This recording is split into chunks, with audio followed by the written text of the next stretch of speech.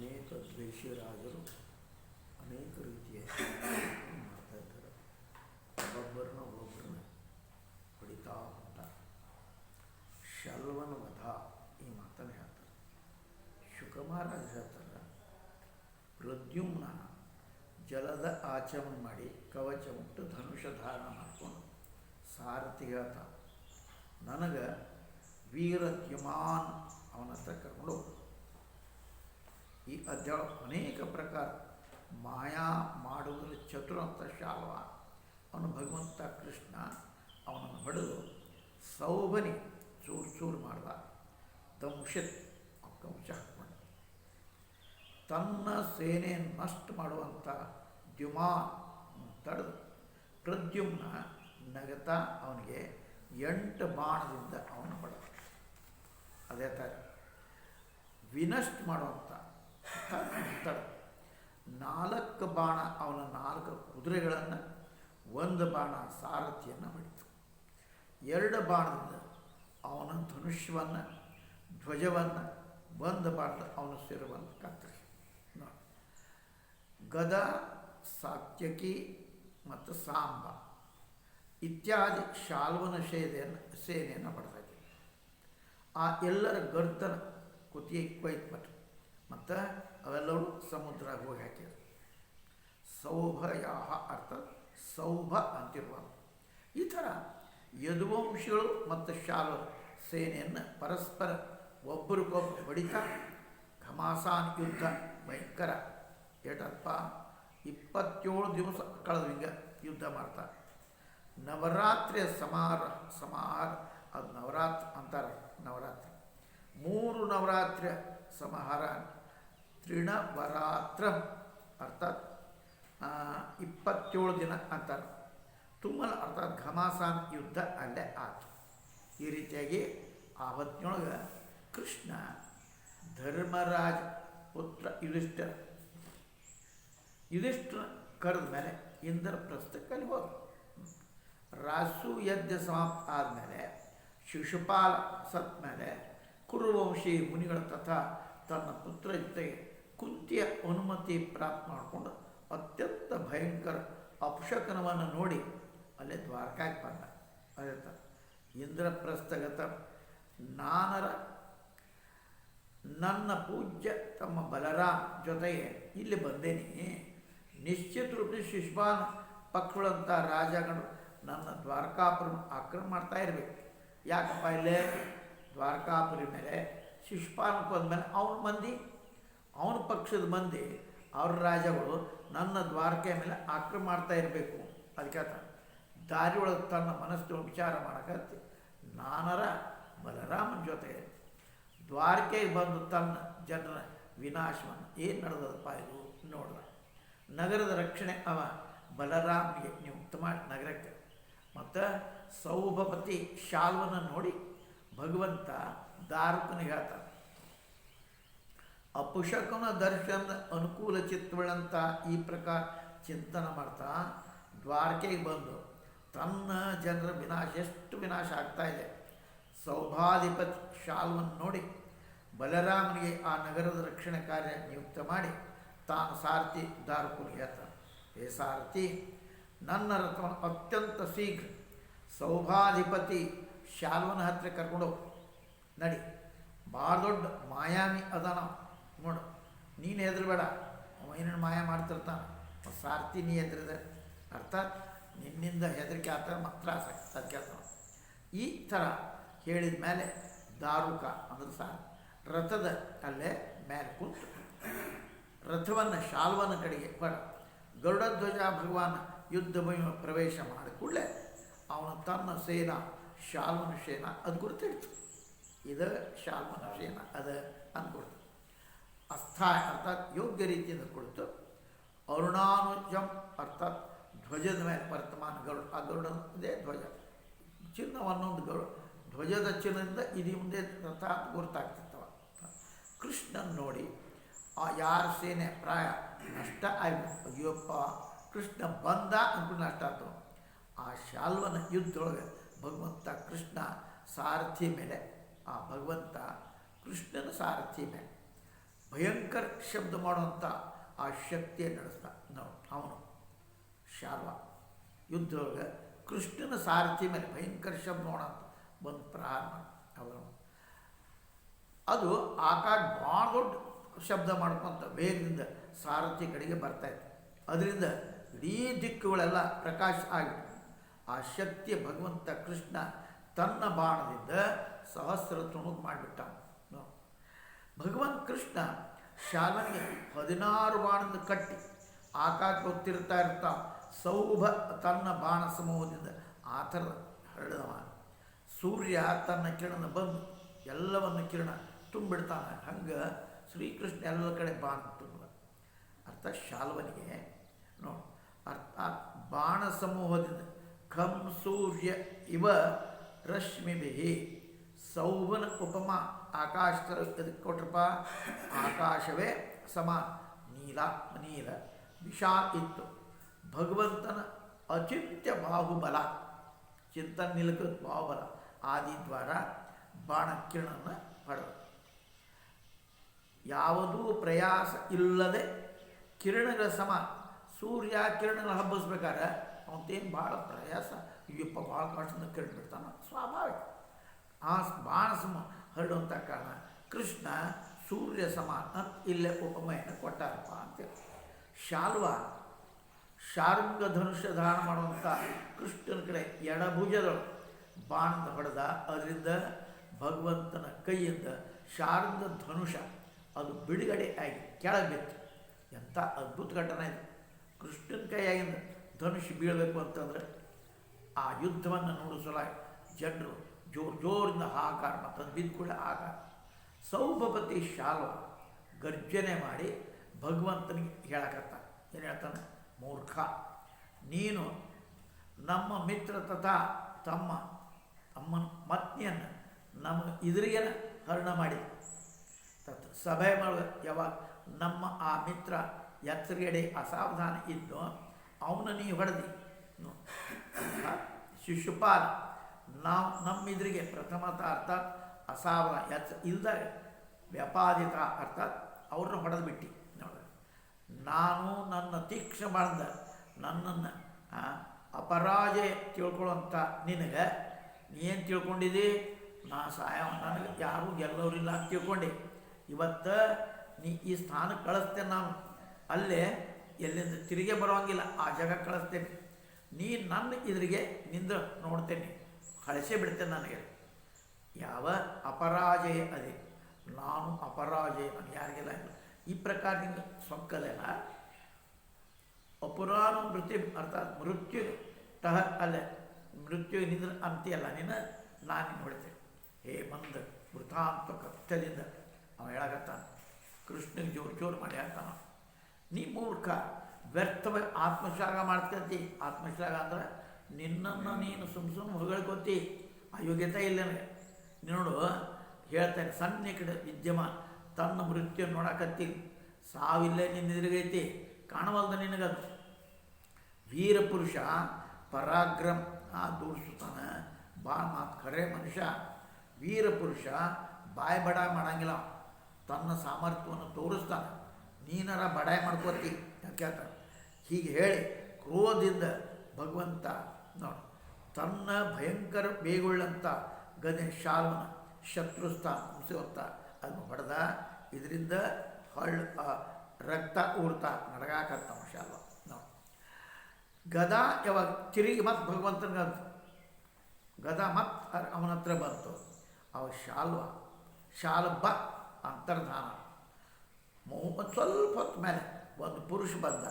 ಭಗವಂತ ನಮಸ್ಕಾರ ಮಾಡಿ ಅಳ್ತಾ ಹೇಳ್ತಾನೆ, ದೇವಕಿ ನಿನಗೆ ಕಳಿಸ ನೋಡಿ, ದೇವಕಿ ನನಗೆ ಕಳಿಸಾಳ. ಇದು ಎಲ್ಲ ಮಜಾ. ಅವ ಹೇಳ್ದ, ಹೇ ಮಹಾಭಾವ ಕೃಷ್ಣ, ಹೇ ತನ್ನ ಪಿತೆ ಅತ್ಯಂತ ಪ್ರೇಮವಂತ ಕೃಷ್ಣ, ಶಾಲ್ವ ನಿನ್ನ ತಂದೆಯನ್ನು ಆ ಥರ ಕಟ್ಬಿಟ್ಟಲ್ಲ, ಈ ಥರ ಯಾವ ಕಸಾಯ ಪಶು ಕಟ್ಟದಂಗೆ ಕಟ್ಬಿಟ್ಟ. ಜಾದು ಆಟ ಹಿಂಗೆ ಕೊಟ್ಟ ಹೇಳ್ತಾನಿವ ನೋಡು. ನಾನು ಬಾ ಕೃಷ್ಣ, ನಿನ್ನ ತಂದೆ ಅತ್ಯಂತ ಪ್ರೇಮವಂತ ಕೃಷ್ಣ ತಂದೆ ಬಗ್ಗೆ ಶಾಲ್ವ ನಿನ್ನ ತಂದೆಯನ್ನು ಹೆಂಗೆ ಕಟ್ಟ್ಯಾನಪ್ಪ, ಕಸಾಯಖಾನಿಗೆ ಹೋಗ್ತಾ ಪಶುನ ಕಟ್ಕೋತಾನ ಕಟ್ಕ ಹಂಗೆ ಕಟ್ಬಿಟ್ಟ. ಈ ಅಪ್ರಿಯ ಸಮಾಚಾರಕ್ಕೆ ಕೃಷ್ಣ ಮನುಷ್ಯನಂತ ಆಯಿತು ನೋಡಿ. ಅವನ ಮುಖದ ಮೇಲೆ ಉದಾಸ ಛಾಯೆ, ಕರುಣಾಕೃತ ಆಗಿ ಸ್ನೇಹದ ಕಾರಣ ಅವ ಹೇಳ್ತಾನೆ ನೋಡಿ. ಸದಾ ಸಾವಧಾನ ಇರುವಂಥ ಬಲರಾಮ್ ಎಲ್ಲ ದೇವತೆ ಹಸುರು ಕೂಡಿದರೂ ಕೂಡ ಬಲರಾಮನ ಗೆಲ್ಲಕ್ಕೆ ಸಾಧ್ಯ ಇಲ್ಲ. ಅವ ಅಜೇಯ, ಅವನು ಭಾಳಷ್ಟು ಕಡಿಮೆ ಬಲ ಉಳ್ಳಂಥ ಶಾಲ್ವ ಹೆಂಗೆ ಗೆಲ್ತಾನ? ಬಲರಾಮನಲ್ಲಿ ಅವನ ಮನೆ ನೇಮಿಸಿ ಬಂದೆ ನಾನು, ಅವ ಹೆಂಗೆ ಗೆಲ್ತಾನ? ನನ್ನ ಪಿತಾ ಹೆಂಗೆ ತೊಗೊಂಬರ್ತಾನೆ ನೋಡಿ. ನಿಜವಾಗಿ ವಿಧಿ ಬಲವಾನ ಹಿಂಗೆ, ವಿಧಿ ಬಲವಾನ ಐತಿ ಹಿಂಗೆ ಅಂತ ಮನುಷ್ಯರ ಈ ಥರ ಕೃಷ್ಣ ಅಂದಮೇಲೆ ಸೌಭರಾಟ್ ಶಾಲ್ವ ಅವನಿದ್ರಿಗೆ ವಸುದೇವನ ಸಮಾನ ಪುರುಷನ ತಂದು ಉಪಸ್ಥಿತ ಮಾಡ್ದ. ಕೃಷ್ಣನಿಂದ ಹೇಳ್ತಾ ಇದ್ದ ಎಂತಂದ ಅವ ಈ ವಸುದೇವನಂಥವನ್ನ ತೊಗೊಂಡು ಕಟ್ಟಿ ನೋಡ ಅನ್ನುವಂಥ. ಅವಾಗ ಕೃಷ್ಣಿಗೆ ಹೇಳ್ತಾನವ, ನಿನ್ನ ಜನ್ಮ ಕೊಡುವಂಥ ನಿನ್ನ ತಂದೆ ಇವ್ರ್ಯಾರು? ನಿನ್ನ ಜನ್ಮ ಕೊಡುವಂಥ ತಂದೆ. ಅವನ ಸಲುವಾಗಿ ನೀನು ಯಾರ ಸಲುವಾಗಿ ನೀನು ಜೀವಿಸಾಕತ್ತೀರಿ? ನಿನ್ನ ಕಣ್ಣಿದ್ರಿಗೇನ ನಾ ಇವನ ಕಡೆ ಹೊಡ್ಯಾಕತ್ತೇನೆ. ನಿನ್ನಲ್ಲಿ ಬಲ ಇದ್ರೆ ನೀನು ಬಚಾವ್ ಮಾಡ್ಕೋ.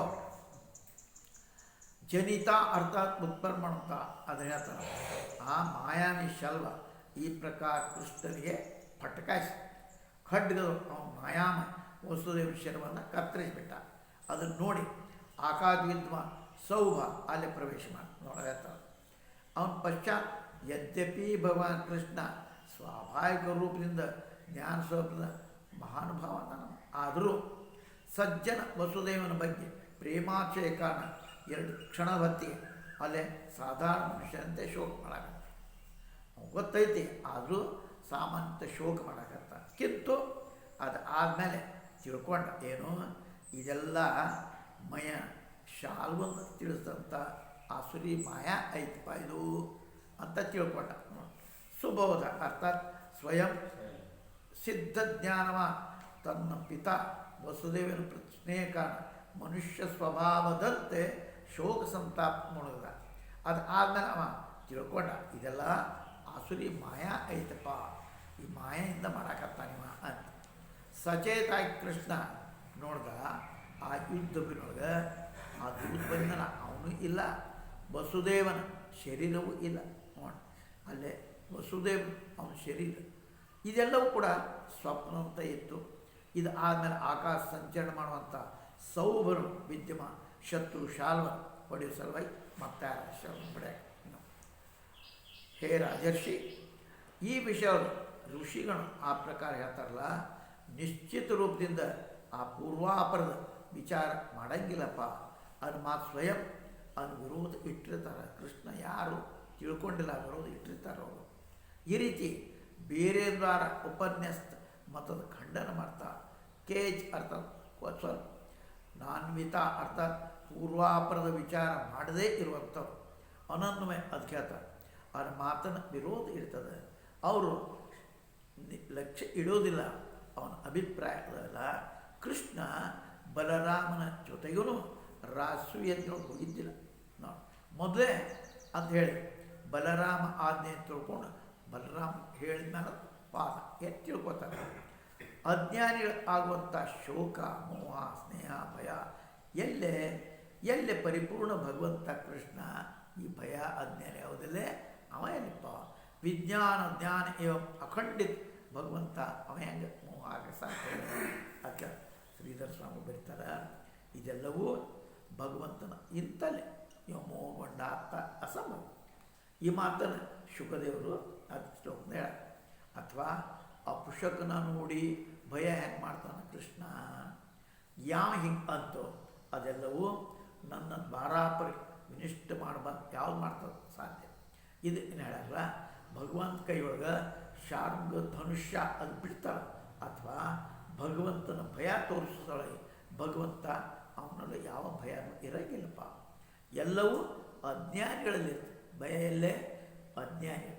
ಕೃಷ್ಣ ವಿಜ್ಞಾನ ಜ್ಞಾನ ಐಶ್ವರ್ಯ ಅವನಲ್ಲಿ ಅಖಂಡಿತ ಖಂಡಿತ ಇಲ್ಲ. ವಿಜ್ಞಾನ ಸ್ವರ ವಿಷಯ ಜ್ಞಾನ ಅಂತ ಹೇಳ್ತಾರೆ. ಬಾಹ್ಯ ವಿಷಯಕ ಜ್ಞಾನ ಜ್ಞಾನ ಶಬ್ದ ವಾಚ್ಯ. ಇದನ್ನು ತಿಳ್ಕೊಬೇಕೇನು, ವಿಜ್ಞಾನ ಸ್ವರೂಪ ವಿಷಯಕ ಜ್ಞಾನ ಅಂದರೆ ಅಕ್ಷರಶಃ ಆ ಜ್ಞಾನ ಒಳಗಿಡುವಂಥದ್ದು ಜೀವನದ ಅದಕ್ಕೆ ವಿಜ್ಞಾನ. ಬಾಹ್ಯ ವಿಷಯ ಜ್ಞಾನ ಅಂತ ಇತ್ಲಾಗಿ ಆ ಜ್ಞಾನ ಬಡಿಗೆ ಅಕ್ಕಿ ಕಂಬ ಇದಕ್ಕೆ ಜ್ಞಾನ ಶಬ್ದ ಪ್ರಯೋಗ ಮಾಡಿ.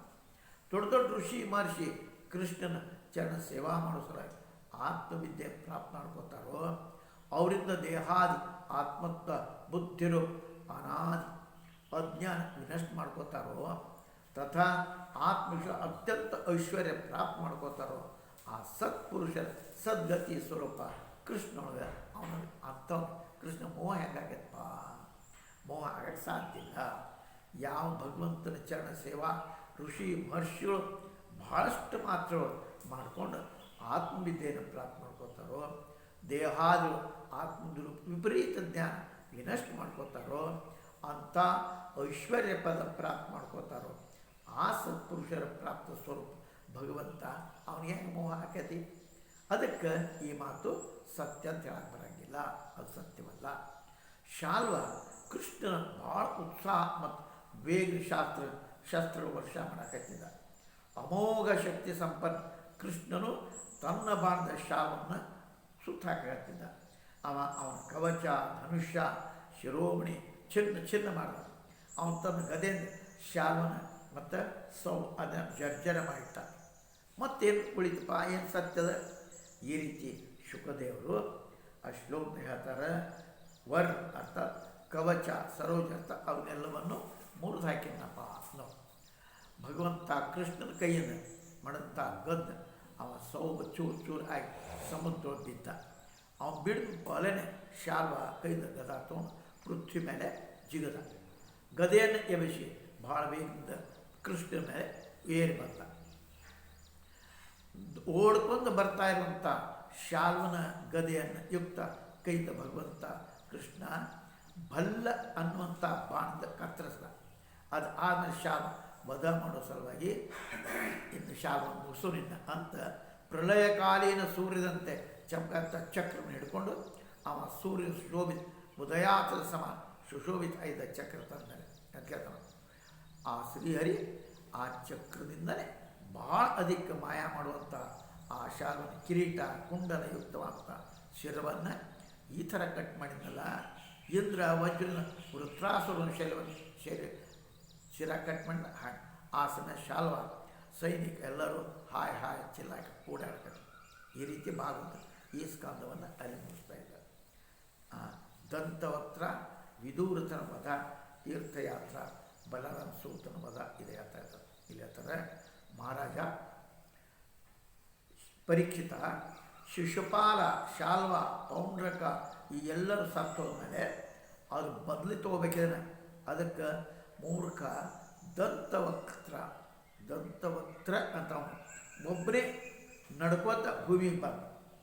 ಅವ ಕ್ರುದ್ರ ಸಿಟ್ಟು ಭಾಳಾಗಿತ್ತು. ಕೈಯೊಳಗೆ ಗದಾ ತೊಗೊಂಡಿದ್ದ.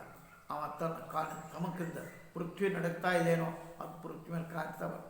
ಅದಾದ್ಮೇಲೆ 18 ಈ ಅಧ್ಯಾಯ ಅಲ್ಲಿ ದಂತವಕ್ತ್ರ ಮತ್ತು ವಿದೂರತನ ಪಡೆದು ದ್ವಾರಕಾಪುರಿ ವಿಹಾರ ಮಾಡ್ತಾರೆ.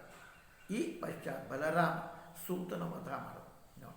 ಅದನ್ನು ಹೇಳಿದ ಮೇಲೆ ತಮ್ಮ ಮಿತ್ರ ಋಣಾತ್ಮ ಸಲುವಾಗಿ ಅದನ್ನು ಈ ರೀತಿ ಪರೋಕ್ಷ ಸೌಹಾರ್ದ ಅರ್ಥಾತ್ ಪರೋಕ್ಷ ಮಿತ್ರ ದ್ವಾರ ಮಾಡುವಂಥ ಈ ಕಾರ್ಯವನ್ನು ಅವ್ರು ಮಾಡಕತ್ತಿದ್ರಪ್ಪ.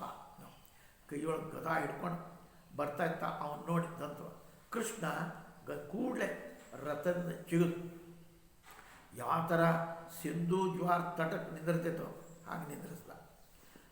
ಸೊಕ್ಕ ನಿಶಾ ಎರೆದಂಥವ್ನು ಅಚ್ಚೂರು ಕರುಷಾಧಿಪತಿ ದಂತವಕ್ತ್ರ ತನ್ನ ಗದೆಯನ್ನು ಜೋರು ಮಾಡಿ ಕೃಷ್ಣನಿಗೆ ಹೇಳ್ತಾ ಇದ್ದಾನೆ, ದೊಡ್ಡ ಸೌಭಾಗ್ಯದ ಮಾತಪ್ಪ, ನೀ ಇವತ್ತು ನಾನು ಕಂಡಿದ್ರಿ ನಿಂತಿ ಅಂದರೆ ನೀನು ಹೊಡಿತೀನಿ ಅಂತ ಭಾಳ ಚಲೋ. ಸ್ವಕ್ ನಿಷೇಧ ಚೂರು ಇತ್ಯಾದಿ ಕಂಡು ಸ್ಪಷ್ಟ ರೂಪ ಮಾಡ್ತಾರೆ.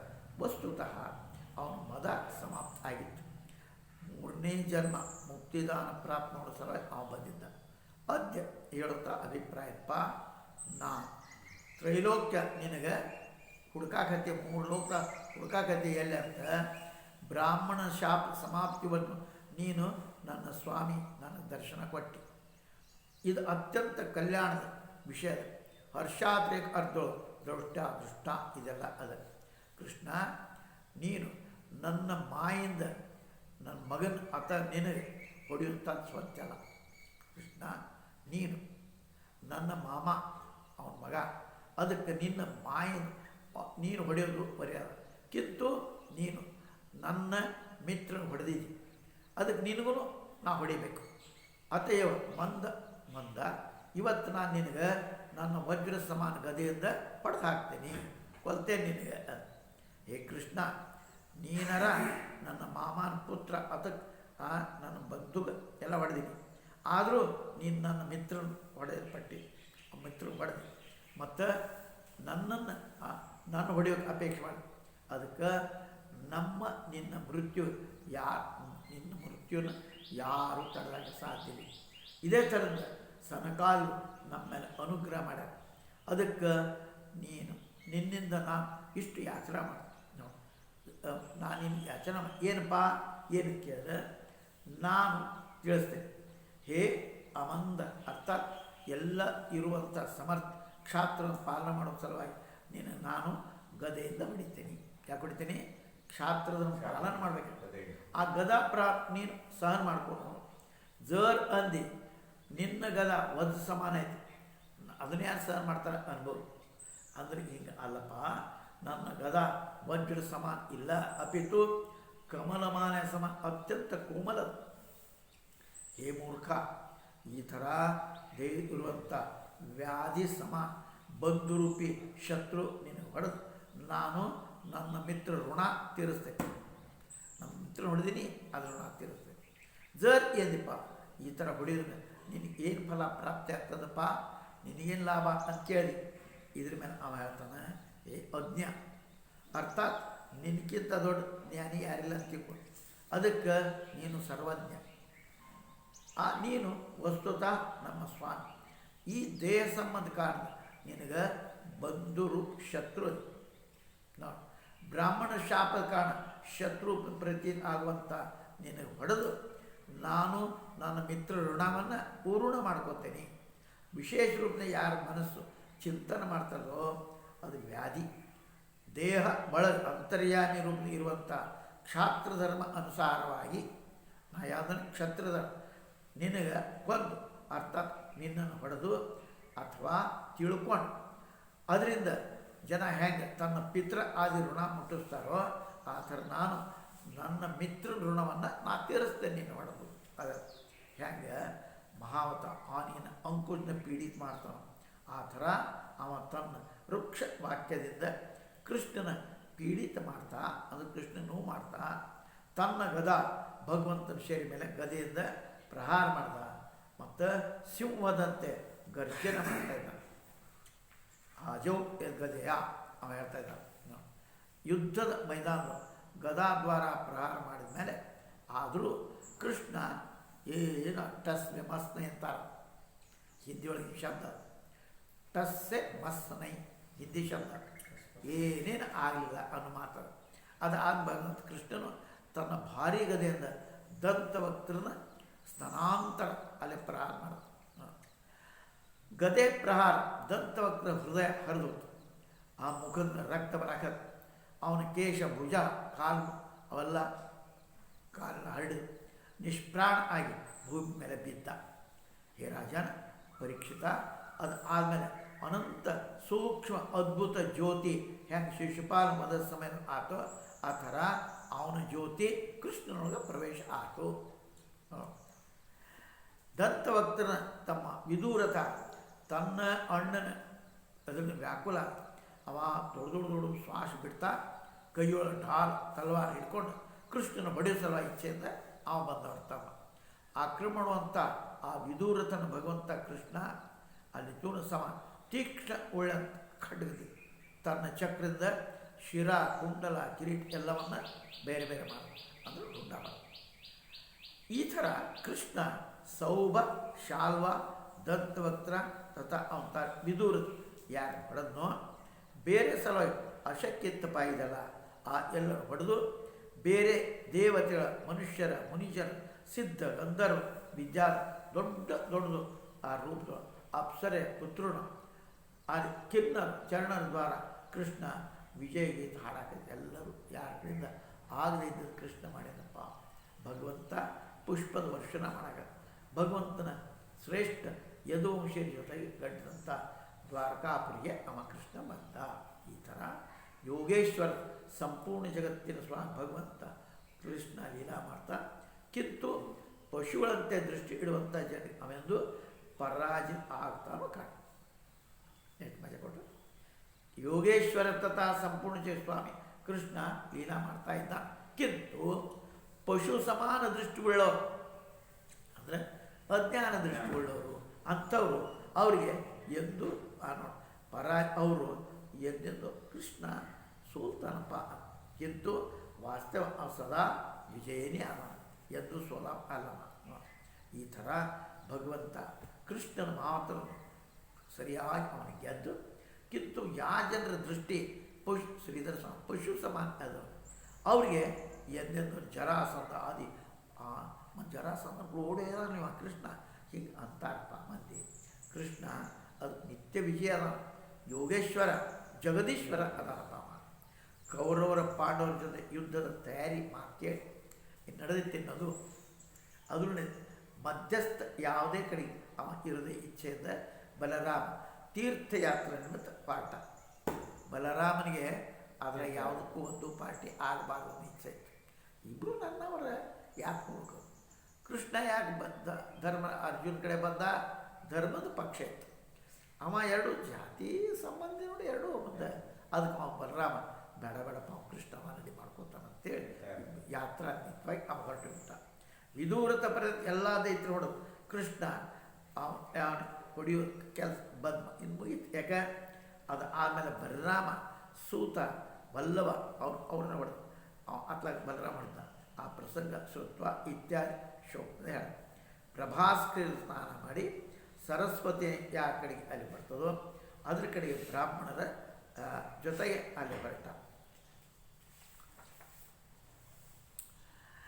ಹೇ ಪೃಥುಗ ತೀರ್ಥೊಳ ವಿದುರತ ಎಲ್ಲ ಹೊರಟ. ಅಂದರೆ ಸುದರ್ಶನಂ ಅರ್ಥಾತ್ ಸುದರ್ಶನ ತೀರ್ಥ, ಚಕ್ರ ಅರ್ಥಾತ್ ಚಕ್ರತೀರ್ಥ, ಯಮುನಾ ನದಿ ವಿದ್ಯಮಾನ್ ತಥಾ ಗಂಗೆ ತಟ ವಿದ್ಯಮಾನ್ ತೀರ್ಥ ಹೊರಟ. ಅದು ಆದಮೇಲೆ ನೈಮಿಷಾರಣ್ಯ ತೀರ್ಥೊಳಗೆ ಅವನು ಮಲಮ ಹೋದ. ದೀರ್ಘಕಾಲ ತನಕ ಸತ್ಸಂಗದ ನೀರು ಹಿಡ್ಕೊಂಡು ಮುನಿಗಳು ಬಲರಾಮನ ಬಂದಂಥದ್ದು ನೋಡಿ ಅವನು ಎದ್ದು ಅವನು ಸತ್ಕಾರ ಮಾಡಿದರು. ಯಥಾಯೋಗ್ಯ ನಮಸ್ಕಾರ ಆಶೀರ್ವಾದ ಮಾಡಿ ಅವನು ಪೂಜಾ ಮಾಡಿ ಪೂಜಿತ ಆಗಿ ತನ್ನ ಆಸನ ಕೊಡ್ತ. ಆವಾಗ ಅಲ್ಲಿ ತನಕ ಅವನು ನೋಡಿದ ದೇವರ್ಷಿ ವ್ಯಾಸರ ಶಿಷ್ಯ ರೋಮರ್ಷಣ ಸೂತ ವ್ಯಾಸಗದ್ದೆ ಅಲ್ಲಿ ವ್ಯಾಸಗದ್ದೆ ಮೇಲೆ ಅವರು ಕೂತದ್ದನ್ನು ನೋಡಿದ. ಮಹರ್ಷತ್ತ ವ್ಯಾಸ ಋಷಿಗಳು ಬಂದ ಮೇಲೆ ಅವನು 7 ಪ್ರಣಾಮ ಮಾಡ್ತಾಯಿತ್ತು ನೋಡಿ. ಋಷಿಗಳು ಬಂದಾಗ ಅಲ್ಲಿ ಪ್ರಣಾಮ 7 ನಮಸ್ಕಾರ ಮತ್ತು ಕೈಯನ್ನು ಪ್ರಣಾಮ ಮಾಡೋದಿಲ್ಲ. ಇಂಥ ಸೂತನ ಕುಂತದ್ದ ನೋಡಿ ಬಲರಾಮ ಸೂತ ಕುಂತಿದ್ದ ಸಿಟ್ಟು ಬಂತವನಿಗೆ. ಸೂತಂ ಅರ್ಥಾತ್ ಪ್ರತಿಲೋಮ ಜಾತಿ ಉತ್ಪನ್ನ, ಬ್ರಾಹ್ಮಣರ ಗರ್ಭದ ಉತ್ಪನ್ನ, ಕ್ಷತ್ರಿಯ ಜಾತಿ ಪುತ್ರ ಸೂತ ಅರ್ಥ. ನೋಡಿ ಸೂತ ಅಂತ ಯಾರು ಹೇಳ್ತಾರೆ? ಪ್ರತಿಲೋಮ ಜಾತಿ ಅಲ್ಲಿ ಉತ್ಪನ್ನ ಬ್ರಾಹ್ಮಣರ ಗರ್ಭದ ಕ್ಷತ್ರಿಯ ಜಾತಿ ಪುತ್ರ ಸೂತ ಅಂತ. ಆ ಬ್ರಾಹ್ಮಣರಿಗೆ ಅವನಿಗೆ ಕೈ ಮುಗಿಲ್ಲ, ನಮಸ್ಕಾರ ಮಾಡಲಿಲ್ಲ. ಅದಕ್ಕೆ ಆ ಬ್ರಾಹ್ಮಣ ಉಚ್ಚ ಆಸನ ಕುಂತದ್ದು ನೋಡೋದು. ಬಲರಾಮ ಮನಸ್ಸು ವಿಚಾರ ಮಾಡಕತ್ತ, ಈ ಸೂತ ಈ ಧರ್ಮದ ಪಾಲನ ಮಾಡುವಂಥ ಬ್ರಾಹ್ಮಣಿಗೆ ಉಚ್ಚ ಆಸನ ಕುಂತಾನಿವ, ಅದಕ್ಕೆ ಈ ದುರ್ಬುದ್ಧಿ ಮೃತ್ಯು ನಾಮಕ ದಂಡಕ್ಕೆ ಪಾತ್ರದಾನಿವ. ಯದ್ಯಪಿ ಈ ಮಹರ್ಷಿ ವ್ಯಾಸನ ಶಿಷ್ಯ ಅದನ್ನು ಪೂರ್ಣ ಇವ ಇತಿಹಾಸ ಪುರಾಣ ಧರ್ಮಶಾಸ್ತ್ರ ಅಧ್ಯಯನ ಮಾಡ್ಯಾರ. ಆದರೂ ಇವ ತನ್ನ ಮನಸ್ಸನ್ನು ಸಂಯಮದೊಳಗೆ ಇಟ್ಟಿಲ್ಲ. ವಿನಯಿ ಅದು ಇಲ್ಲ, ಸ್ವಕ್ಕದ ಇವಂಗೆ ಅಜಿತಾತ್ಮ ಅರ್ಥಾತ್ ಆ ಕಾರಣ ಸುಳ್ಳುನೆ ತನ್ನನ್ನು ಪಂಡಿತ ಅಂತ ತಿಳ್ಕೊಂಡ್ಬಿಟ್ಟಾನೆ. ಈ ಥರ ನಟ ಎಲ್ಲ ಚೇಷ್ಟೆ ಸೋಗು ಮಾಡ್ತಾನೆ. ಯಾವ ಥರ ಇವನು ಎಲ್ಲ ಚೇಷ್ಟು ಅಭಿನಯ ಅದ ಇವನು. ಅದಕ್ಕೆ ಇವನಿಗೆ ಇದಕ್ಕೆ ಲಾಭ ಸಂಭವ ಇಲ್ಲ ಮತ್ತು ಇನ್ನೊಂದವ್ರದ್ದು ಬೇರೆದವ್ರದ್ದು ಲಾಭ ಆಗಂಗಿಲ್ಲ. ಜರ್ ಯಾರು ತಿಳಿಯದೇ ಕಾರಣ ಎಲ್ಲರ ಮೇಲೆ ಕುಂತಾನಪ್ಪ, ಹಿಂಗಿಲ್ಲ. ಏನು ತಿಳಿದ ಕುಂತದ್ ಬಿಡ, ಹಂಗಿಲ್ಲ. ಈ ಮಹರ್ಷಿ ವ್ಯಾಸನ ಶಿಷ್ಯದ ನಿಮ್ಮ ಯಾರ ಹಿಂಗೆ ಆದರೂ ಹಿಂಗ್ಯಾಕೆ ಮಾಡ್ತಾನಪ್ಪ ಅದಕ್ಕೆ ಅವ್ರು ಹೇಳ್ತಾರೆ ಗುಣಾಯ ಅರ್ಥಾತ್ ಯಥೋಚಿತ ಅನುಷ್ಠಾನ ಮಾಡೋಂಗಿಲ್ಲ. ನಾನು ಅದ್ರ ಸಲುವಾಗಿ ಅವತಾರ ಗ್ರಹಣ ಮಾಡಿ ಇದನ್ನು ಮಾಡಿದ್ದೀನಿ. ಅಲ್ಲೇ ಧರ್ಮದ ಢೋಂಗು ಮಾಡಿಲ್ಲ, ಸ್ವಯಂ ಅದ್ರ ಪಾಲನ ಮಾಡಿಲ್ಲ ಇವ. ಅದಕ್ಕೆ ಇವನು ನನ್ನಿಂದ ಅದನ್ನು ಪಡೀಲಿಕ್ಕೆ ಯೋಗ್ಯ ಅದ ನಿಮ್ಮ ಅಂತ ಈ ಬ್ರಾಹ್ಮಣರ ಮೇಲೆ ಕೊಡ್ತ, ಬ್ರಾಹ್ಮಣಕ್ಕೆ ಮೇಲೆ ಕೊಡ್ತ. ಅಥವಾ ಮತ್ತು ಯಾವುದಾದ್ರು ಕೆಲಸ ಮಾಡಿ ನಿಮಗೆ ಇದಕ್ಕೆ ಏನು ಅರ್ಥ ಇದ್ದಿದ್ದು ಅದನ್ನು ಕೇಳ್ತಾನೆ. ತೀರ್ಥಯಾತ್ರೆ ಮಾಡೋ ಕಾರಣ ಬಲರಾಮ ದುಷ್ಟರು ವಧ ಮಾಡೋ ಕೆಲಸವನ್ನು ಅದು ಬಿಟ್ಟಿದ್ದ. ತೀರ್ಥಯಾತ್ರೆ ಮಾಡ್ತಾನೆ, ಯಾರು ದುಷ್ಟರಪ್ಪ ಏನು ನೋಡಿ ನಮ್ಮಷ್ಟಕ್ಕೆ ನಾವಿಲ್ಲ. ಆದರೂ ಇಷ್ಟು ಮಾತನ್ನು ಹೇಳಿ ಕೈಯೊಳಗೆ ಕುಶ ಹತ್ತಿಕೊಂಡು ಅಗ್ರಭಾಗ ಸೂತಿನ ಮೇಲೆ ಪ್ರಹಾರ ಮಾಡಿದ. ಸೂತ ಸತ್ತೋದ. ಯಾಕೆ ಏನು ಆಗೋದು ಅದೇ ಆತಪ್ಪ ಅತ್ಯಂತ ಅದು ಭೂಮಿ ಹಾರ್ ಆಗು ಏನು ಆಗಬೇಕೋ ಆಕದ, ಅದಕ್ಕೆ ಯಾರೂ ತಡೆಯೋಕ್ಕಾಗಿಲ್ಲ. ಅನಹತ್ ಪ್ರಕಾರ ಸೂತನ ಸತ್ತನ ಎಲ್ಲ ಋಷಿ ಹಾಯ್ ಹಾಯ್ ಮಾಡ ಅವ್ರಿಗೆ ಹೇಳ್ದಪ್ಪ, ಹೇ ಅವ್ರು ಹೇಳಿ ಪರಮಾತ್ಮ ನೀನು ಭಾಳ ದೊಡ್ಡ ಪಾಪ ಮಾಡಿದ್ರು ಬಲರಾಮ ಹೇಳಾಕತ್ತ. ಹೇ ಯದುನಂದನ ಶಿರೋಮಣಿ, ಸೂತ ನಮ್ಗೆ ಬ್ರಾಹ್ಮಣೋಚಿತ ಆದ್ರ ಮೇಲೆ ಕುಂಡ್ರಿಸಿದ್ವಿ. ಎಲ್ಲಿ ತನಕ ನಮ್ಮ ಈ ಸತ್ರ ಮುಕ್ತಾಯ ಆಗೋದು ಅಲ್ಲಿ ತನಕ ಇವನಿಗೆ ಶರೀರ ಕಷ್ಟ ರಹಿತ ನಾವು ಆಯುಷ್ಯ ಪ್ರದಾನ ಮಾಡಿ ಇವನಿಗೆ ಅಷ್ಟು ಆಯುಷ್ಯ ನಮ್ಮ ಯಜ್ಞ ಇದೆಲ್ಲ ಪೂರ್ಣ ಮುಗಿಯೋ ತನಕ ಅವ ಆಗಬಾರ್ದು ಅಂತ ಅಭಯ ಪ್ರದಾನ ಮಾಡಿದ್ವಿ. ಅವನು ಜರ್ನಿ ಅಂದಿಪ್ಪ ಅಧಾರ್ಮಿಕ ಸೂತ್ರ ಹೊಡೆದು ಇದೇನು ದೊಡ್ಡ ಅಧರ್ಮ ಐತಿಪ್ಪ ಅಂತ ಅಂದೀನಿ. ಇದ್ರ ಮೇಲೆ ಮುನಿಗಳು ಹೇಳ್ತಾ ಇದ್ದಾರೆ, ಇವನು ನಾವು ಬ್ರಾಹ್ಮಣೋಚಿತ ಆಸನ ನಾವೇ ಕುಂಡ್ರಿಸಿದ್ವಿ ಮತ್ತು ಪುರಾಣ ಪ್ರವಚನ ಮಾಡೋ ಸಲುವಾಗಿ ನಾವೇ ಇವನಿಗೆ ಶಾರೀರಿಕ ಕಷ್ಟ ರಹಿತ ಆಯುಷ್ಯ ಇರಲಿ ಅಂತ ನಾವೇ ಆಜ್ಞೆ ಮಾಡಿದ್ವಿ, ಅರ್ಥಾತ್ ಆಶೀರ್ವಾದ ಮಾಡಿದ್ವಿ. ನಾವು ಗೊತ್ತು ನೀನು ತಿಳ್ಕೊಂಡಿಲ್ಲ ಕಾರಣ ಬ್ರಾಹ್ಮಣ ವಧ ಪಾಪ ಮಾಡಿ ನೀನು ಯೋಗೇಶ್ವರ ಅಥವಾ ವೇದವು ನಿನ್ನ ನಿಯಮ ಅಲ್ಲ. ಆದರೂ ನೀನು ಲೋಕೋಪದೇಶ ಸಲುವಾಗಿ ಅವತರಣ ಮಾಡಿಪ್ಪ. ನೀನು ಸ್ವಯಂ ಲೋಕ ಪವಿತ್ರ ಮಾಡವ, ಅದಕ್ಕೆ ಬೇರೆಯವರಿಂದ ಏನು ಪ್ರೇರಣೆ ಆಗದ ನೀನು ಲೋಕಸಂಗ್ರಹ ಈ ಪ್ರಾಯಶ್ಚಿತ್ತ ಮಾಡ್ಕೊ. ನೀನು ಪ್ರಾಯಶ್ಚಿತ್ತ ಜರ್ ಅಂದೆಪ್ಪ ಬ್ರಾಹ್ಮಣ ವಧ ಆದಾಗಲೂ ಕೂಡ ಇದು ನನಗೆ ಈಶ್ವರ ನನಗೇನು ಮಾಡೋದಾನ ಈ ಮಾತು ಒಳ್ಳೆಯದ. ಆದರೂ ನಿನಗೆ ಪ್ರಾಯಶ್ಚಿತ್ತ ಮಾಡಬೇಕು. ಈ ಥರದ ಋಷಿಗಳು ಅಲ್ಲೇ 2 ಶ್ಲೋಕನ ಹೇಳ್ತಾರೆ. ವೇದ ಹೇಳ್ತದ ಬ್ರಾಹ್ಮಣ ಹೊಡಿಬಾರ್ದು, ಆದರೂ ಸಂಸಾರ ಪವಿತ್ರ ಮಾಡುವಂಥ ಬಲರಾಮ ಈ ಬ್ರಹ್ಮಹತ್ಯ ಪವಿತ್ರ ಮಾಡುವಂಥ ಪ್ರಾಯಶ್ಚಿತ್ತ ನೀನು ಮಾಡ್ಕೊಳ್ಳಬೇಕಾಗ್ತೈತಿ. ಸ್ವಯಂ ಕರ್ಮ ನೀನು ಮಾಡ್ತಂದ್ರೆ ಈ ಲೋಕದ ಪ್ರೇರಣಾ ಪದ ಆಗ್ತಪ್ಪ. ಯಾಕೆ ಮಾಡಿಕೊಟ್ರೆ ನೋಡಿ ಅವಾಗ ಅಲ್ಲಿ ಭಗವಂತ ಹೇಳ್ತಾರಲ್ಲೇ ಸಂಸಾರ ಶಿಕ್ಷಣ ಕೊಡುವಂಥ ಬ್ರಹ್ಮಹತ್ಯ ಪ್ರಾಯಶ್ಚಿತ್ತ ಮಾಡ್ಕೋತೀವಿ. ಮತ್ತು ಸರ್ವೋತ್ತಮ ಪ್ರಾಯಶ್ಚಿತ್ತ ಇದರ ನಿಯಮ ಅದೇನಪ್ಪ ಮಾಡ್ಕೊಂಡ್ರೆ ಮಾಡ್ಕೋತೀನಿ. ಅದು ಎಲ್ಲಕ್ಕಿಂತ ಶ್ರೇಷ್ಠವಾದ ಯಾವುದಪ್ಪ ಬ್ರಾಹ್ಮಣ ವಧ ಈ ಪ್ರಾಯಶ್ಚಿತ್ತ ನಾವು ಮಾಡ್ಕೋತೀವಿ. ಇದು ಸರ್ವೋತ್ತಮ ಪ್ರಾಯಶ್ಚಿತ್ತ ಉಪಯೋಗ ನಮಗೆ ಅದು ಉಪದೇಶ ಮಾಡಿ ಏನು ಅಂತೇಳಿ ನೀವು ಈ ಸೂತನ ದೀರ್ಘ ಆಯುಷ್ ಬಲ ಇಂದ್ರಿಯ ಏನೇನು ಪ್ರದಾನ ಮಾಡಿ ಅಪೇಕ್ಷೆ ಮಾಡ್ತೀರೋ ಅದನ್ನು ತಿಳಿಸಿ ನಾನು ಯೋಗಮಾಯಿಂದ ಇವನಿಗೆ ಕೊಡ್ತೇನೆ. ಇವ್ನಿಗೆ ಏನೇನು ಬೇಕು ಅನ್ನೋ ಯೋಗಮಾಯಿಂದ ನಾನು ಕೊಡ್ತೇನೆ.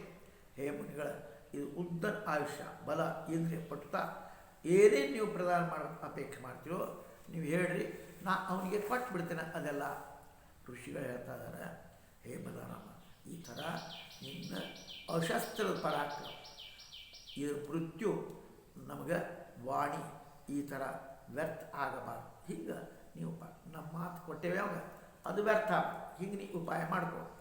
ಅದರ ಅಸ್ತ್ರ ಇತ್ಯಾದಿ ಸತ್ಯ ನಮಗೆ ವಾಣಿಯೂ ಸತ್ಯ ಹಂಗೆ ನೀ ಏನು ಮಾಡ್ತಿ ಮಾಡ್ಕೋಪ್ಪ ಅಂತ ಹೇಳ್ತಾರೆ. ಅವಾಗ ಹೇಳ್ತಾನೆ ವೇದ ಹೇಳ್ತದೆ ಆತ್ಮ ಪುತ್ರ ಉತ್ಪನ್ನ ಆಕತಿ, ಅದಕ್ಕೆ ಇವನ ಪುತ್ರ ನಿಮ್ಮಲ್ಲೇ ಪುರಾಣ ತಿಳಿಸ್ತಾನೆ. ಆಯುಷ್ಯು ಇಂದ್ರಿಯ ಬಲ ಆದಿ ಅವನ ಸಮಾನ ಇರ್ತೈತಿ, ಅವನಿಗೆ ಹೊಟ್ಟೆ ಬರ್ತಾನೆ ಅಂತ ಋಷಿಗಳು ಹೆಂಗೆ ಹೇಳ್ತಾರೆ ಹಾಗೆ ಮಾಡ್ತಾ ಅವ ಹೇಳಕತ್ತ. ಶ್ರುತಿ ಹೇಳ್ತದಪ್ಪ ಆತ್ಮನೇ ಪುತ್ರ ರೂಪದಿಂದ ಅಲ್ಲಿ ಬರ್ತದೆ. ಇವ 100 ವರ್ಷ ತನಕ ಜೀವಿತಿರ್ತಾನೆ. ವೇದವಾಕ್ಯದಪ್ಪ ಅದಕ್ಕೆ ಈ ರೋಮಹರ್ಷನ ಪುತ್ರ ಉಗ್ರಶ್ರವ ನಿಮ್ಗೆ ಪುರಾಣ ಹೇಳುತ್ತಾನೋ ಆಗ್ತಾನೆ, ಅವನ ಆಯುಷ್ಯಾದಿ ಸಂಪನ್ನ ಆಗ್ತಾನೆ. ಅದಕ್ಕೆ ರೋಮರ್ಷನ ಜೀವಿತ ಇರಂಗಿದ್ದು ಅಸ್ತ್ರ ಮೃತ್ಯುನಿ ಸತ್ಯತ ಅದು ಸಿದ್ಧಾರ್ಥೋ ಇದು ಸಿದ್ಧಾರ್ಥ. ಪುತ್ರದಿಂದ ಆಯುಷ್ ಆದಿ ಪ್ರಾಪ್ತಿಯಿಂದ ನೀವು ಮುನಿಗಳ ಮಾತು ನಿಮ್ಮದು ಸತ್ಯ ಆತು. ಹೇ ಮುನಿಶ್ರೇಷ್ಠರೆ, ನೀವು ಏನು ಅಪೇಕ್ಷೆ ಮಾಡ್ತೀರಿ ನನಗೆ ಅದನ್ನು ಮಾಡಿ. ಮತ್ತು ನನಗೆ ಯಾವ ಪ್ರಾಯಶ್ಚಿತ್ತ ಮಾಡಬೇಕು ಅದನ್ನು ತಿಳ್ಕೊಂಡು ನೀವು ತಿಳ್ಕೊಂಡ್ರಿ. ಅದಕ್ಕೆ ಏನು ಮಾಡಬೇಕು ನನಗೆ ಹೇಳಿರಿ. ಮೊದಲು ನೀವು ಇದನ್ನು ತಿಳಿಸಿ, ನಾನು ನಿಮಗೇನು ಮಾಡಿ ಅದನ್ನು ಮಾಡ್ತೀನಿ. ನಿಮಗೆ ಅಭಿಲಾಷ ವಿಷಯದೊಳಗೆ ಇದು ತಿಳಿಸ್ರಿ. ಅದು ಆದಮೇಲೆ ಬ್ರಹ್ಮದಂಡ ಸ್ವೀಕಾರ ಮಾಡಿ ನನಗೆ ಯಾವ ಪ್ರಾಯಶ್ಚಿತ್ತ ಮಾಡಬೇಕು ಅಂತ ಹೇಳ್ತೀರಿ ಅದನ್ನು ತಿಳಿಸ್ರಿ. ಅದನ್ನು ನನಗೆ ಗೊತ್ತಿಲ್ಲ. ಅದಕ್ಕೆ ನೀವು ಯಥಾರ್ಥ ಪ್ರಾಯಶ್ಚಿತ್ತ ವಿಚಾರ ಮಾಡಿರಿ. ಆ ಋಷಿಗಳು ಹೇಳ್ತಾರೆ, ಇಲ್ವಲ ಭಯಂಕರ ಪುತ್ರ ಬಲ್ವಲ ಅನ್ನುವಂಥ ದಾನವಾದ ಆ ಪ್ರತ್ಯೇಕ ಪರ್ವರು ಇಲ್ಲಿ ಬರ್ತಾರೆ. ಮತ್ತು ನಮಗೆ ಸತ್ರ ದೂಷಿತ ಮಾಡ್ತಾನೆ. ನಮ್ಮದೇನು ಜ್ಞಾನ ಅದು ದೂಷಿತ ಮಾಡ್ತಾನೆ. ಸರ್ವಪ್ರಥಮ ಇಲ್ವಲ್ ಆದಿ 2 ಶ್ಲೋಕಗಳು ಅಪೇಕ್ಷಿತ ಕರ್ತವ್ಯ ಮುನಿಜರು ಅಂತ್ಯಸ್ತಾರೆ. ಹೇ ಯದುನಂದನ, ಅಲ್ಲೇ ಇಲ್ಲಿ ಬಂದು ರಕ್ತ ಹೂನು ಇಷ್ಟ ಮೂತ್ರ ಶೆರೆ ಮಾಂಸ ಇದು ಅದನ್ನು ಮಳಿಗೆರದಂಗೆ ಮಾಡ್ತಾನೆ. ಪಾಪಿ ಅವನು ಪಡೆದು ಇದು ನಮಗೆ ಎಲ್ಲಕ್ಕಿಂತಲೂ ದೊಡ್ಡ ಅವನು ಕೊಂದಿಯದು. ತಥಾ ಅದು ಆದಮೇಲೆ ಎಚ್ಚರಪೂರ್ವಕ ತೀರ್ಥ ಸ್ನಾನ ಮಾಡಿ 12 ತಿಂಗಳ ತನಕ ಭಾರತ ಪರಿಕ್ರಮ ಮಾಡ್ತಾ ವಿಚಾರಣೆ ಮಾಡು. ಆವಾಗ ನೀನು ನಿಶುದ್ಧ ಆಗ್ತೀನಿ. 12 ವರ್ಷ ತಪಶ್ಚರ್ಯ ಮಾಡ್ತಾ ತೀರ್ಥಯಾತ್ರೆ, ಅವನು ತೀರ್ಥಯಾತ್ರೆಗೆ ಬಂದಿರ್ತಾನೆ, ಇವರು ಹೇಳ್ತಾರೆ, ಮತ್ತು ಅವನು ಬರಬೇಕು. ಈ ರೀತಿಯಾಗಿ ಈ ರೀತಿ ಮಹಾತ್ಮರೊಂದು ದಶಮಸ್ಕಂದ ಪುತ್ರಾರ್ಧ ಭಾವತೀರ್ಥ ಪ್ರಕ್ರಿಯೆ ಅದನ್ನು ಮುಗಿಸ್ತಾ ಇದ್ದಾರೆ. ಇದಾದಮೇಲೆ ಎಚ್ಚರದಿಂದ ಮುಗಿಸ್ದ ಪ್ರಿಯ ತೋರಿಸಿ ಈ ಶ್ಲೋಕ ಪರಿತ್ಯ ಅರ್ಥಾತ್ ಪರಿಕ್ರಮ ಮಾಡಿ ಸುಂದರ ಸಮಾಧಾನ ವಿಶೇಷ ಕಾರಣ ಅಲ್ಲೇ ವರ್ಷ ತನಕ ಒಂದು ತಿರುಗಾಡ. ಅದಕ್ಕೆ ಇಷ್ಟೊಳಗೆ ಯಾವುದೇ ರೋಗ ಇಲ್ಲ. ಸುಸಮಾಹಿತ ಅರ್ಥಾತ್ ಕೆಲಸ ಕಾಮ ಕ್ರೋಧರಹಿತಾಗಿ ಪ್ರಾಯಶ್ಚಿತ್ತ ಮಾಡ್ಕೊತ 1 ವರ್ಷ ಅಡ್ಡಾಡಪ್ಪ. ಇನ್ನು ಬಲ್ವಲ್ ಹೆಂಗೆ ವಧ ಮಾಡ್ತಾನೆ, ಬಲರಾಮ ತೀರ್ಥಯಾತ್ರೆ ಹೆಂಗೆ ಮಾಡ್ತಾನೆ ಮುಂದಿನ